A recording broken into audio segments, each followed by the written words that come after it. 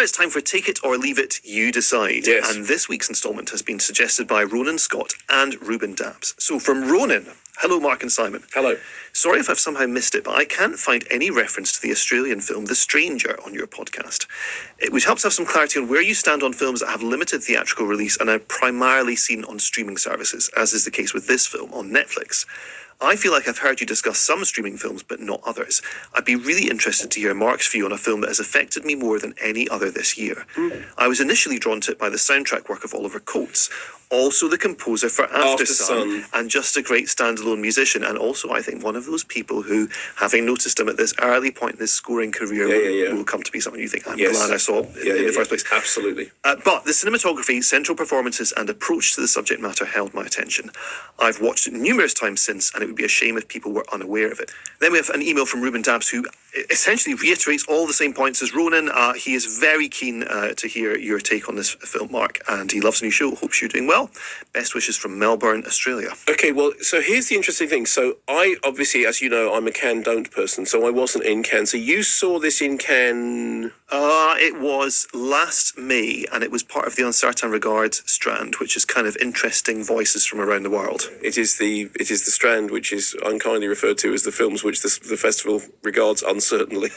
Which is, so I didn't know anything about this at all until the emails came in, and I was asked to watch it for Take It or Leave It. Our approach to stuff that goes straight to streaming is there's more of it than we can deal with. So the reason we're doing Take It or Leave It is you suggest, and we will, and we'll try and catch it. I should point out that we didn't review To Leslie when it opened to no fanfare at all on streaming services after having played at Raindance.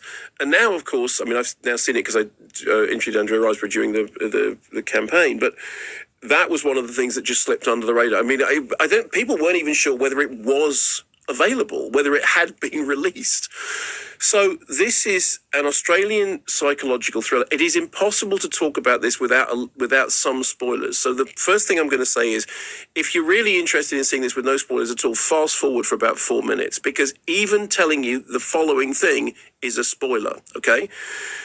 The film is based on a non-fiction book called The Sting, the operation that caught Daniel Morecambe's killer. Now, I know nothing about that operation or that story. I asked you before whether you did, and you said you thought it was an Australian story. However, the parents of the victim in that particular case had expressed profound displeasure at the fact that the name of their son was being used to publicise the film, and that it was about that case. And the makers of the film said, this is important, The Stranger is a fictionalized account of the undercover police operation that resulted in a successful murder prosecution. Out of our deepest respect for the family, the name of the victim is never mentioned in the film. The film does not depict any details of the murder, nor is the family represented in any way.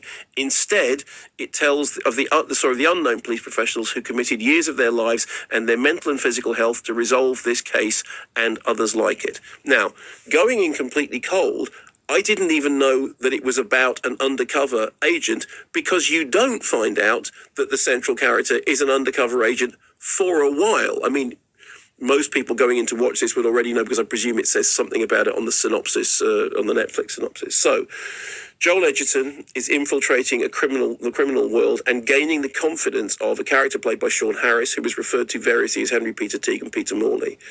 The poster seems to be an amalgam of their two faces, and it's that kind of, dark light, criminal cop thing, which is where does the boundary lie? Precisely, right? Which is the subject of basically all undercover cop. I used to have a real fondness for undercover cop movies. I was really, I couldn't get enough of them. Cruising was one of my favourite films. I thought it was the great, Al Pacino goes undercover in the S&M heavy leather scene of, in New York, and discovers himself. So that is the central theme here, but the film parcels out its information kind of slowly.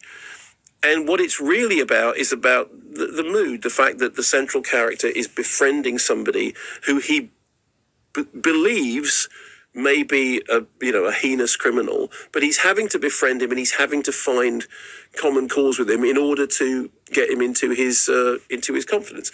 And I think here that there's a not entirely spurious connection with something like Saint-Omer, in which you have two characters apparently on different sides of the law, but it's the frisson of connection that makes the thing work. I did think that Oliver Coates' score was fantastic. We've been playing it on Scala. I think Oliver Coates, as you quite rightly say, is one of those people who, in 5 years' time, when everyone is talking about, can we get Oliver Coates to score our film, we're going to feel very pleased with ourselves. He's worked with, I mean, you'll know this better than I do, he's worked with Mika Levy and Johnny Greenwood and people like that, hasn't he? I mean, he's part of that. There's a movement there that's going on that's very exciting. He's part of there's a reason why he's, EDM and all. I mean, he's a really, really interesting composer. I thought, it's directed by Thomas M. Wright, who also wrote the script. It shuffles its time frames quite dexterously. It has a kind of brooding sense of doom and portent, and which I think it carries off well. I do think the performances are good. I thought Joel Edgerton was actually terrific. And I mean, Sean Harris is... When did you last see Sean Harris not be really good? He's like really good in everything. I think if you end up comparing it to... when I was talking to you about it just before we did this recording, everything gets compared to Snowtown, which is kind of unfair. More recently, Nitram, which is a very different movie. Again, a movie that is inspired by a real case that it does not actually specifically cite, although you know exactly what it's talking about. And that, of course, caused a degree of consternation when it came out. I was drawn into it. I knew nothing about it in advance. I didn't even know that it was, that it was based on a fairly well-known true story, but I thought the performances drew me in, and I thought it was a solid, undercover, dark, brooding thriller. I don't think it's more than that. Mm-hmm. Yes, I mean, I would recommend it to anyone who does enjoy Snowtown and Nitram. I think it's very much in that tradition of punishingly bleak Australian crime stories.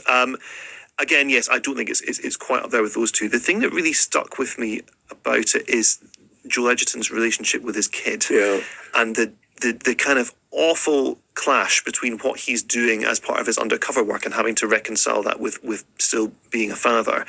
Those scenes I remember being very, in a very profoundly sad way, very uncomfortable to watch. Yes. And that was the thing that really stuck with me. Also, there's a searching scene towards the end that's really well staged, and without spoiling. Yes, I think if those kind of films, if Snowtown is something that you got a lot out of, and goodness, Snowtown I think is a complete masterpiece, do see it, but I don't think it's quite on the same level, though there's much to love about it. On the Sean Harris thing, I still can't get over his performance in Spencer as the chef. Declaiming these menus like he's reading Molière. I mean, it is just the best, genius, isn't it? The most madly tonally judged, but perfect performance. He is some kind of genius, isn't he? Yeah.